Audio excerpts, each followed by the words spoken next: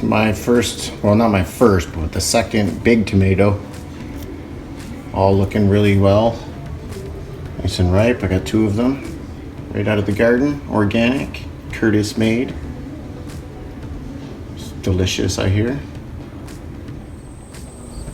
Alright, major construction on the greenhouse today. Dad's giving me a hand.